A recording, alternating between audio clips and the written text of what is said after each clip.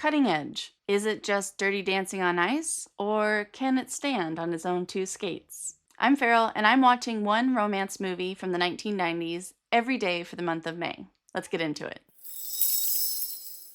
Kate is a figure skater who loses her skating partner after an embarrassing performance at the Olympics. Doug is an up and coming pro hockey player who experiences an injury that benches him for life.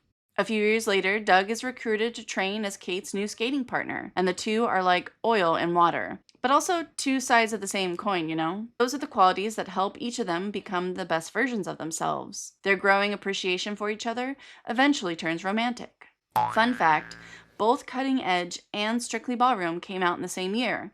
Their plots not unlike the popular 1980s romance Dirty Dancing. While all three of those movies have a similar storyline, I would argue that each of them is very unique in their own right and does justice to the trope of pro teaching amateur how to do whatever.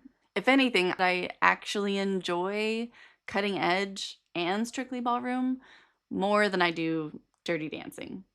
The chemistry between Doug and Kate in this movie is electric from the moment they meet, mainly because they're just butting heads all the time and always goading the other person on. But over the course of the movie, which takes place, I think, like 4 years because they're getting ready for the Olympics again, over those 4 years, the two go from hating each other to respecting each other to obviously eventually loving each other. And I don't feel like that's too much of a spoiler because it's a romance movie, so like obviously the two main characters are eventually going to be into each other.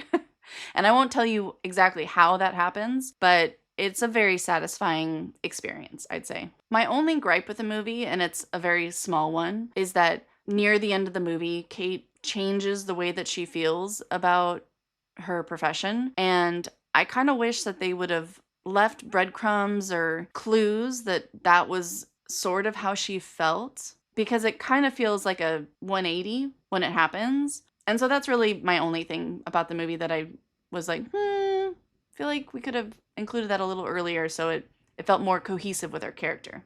But other than that, if you're a fan of enemies to lovers or pro teaches amateur how to do such and such, you're definitely gonna want to watch this movie. You don't want to miss out. It's a really, really good one. I'm giving Cutting Edge 3 out of 3 stars. If you haven't seen the movie, I'd highly recommend watching this one. It's only an hour and 41 minutes, but it feels longer than that in a good way. If you have seen it, I mean, I could watch this movie many times over, so I'd recommend giving it a rewatch, but that's just me. Tomorrow's movie is Untamed Heart, but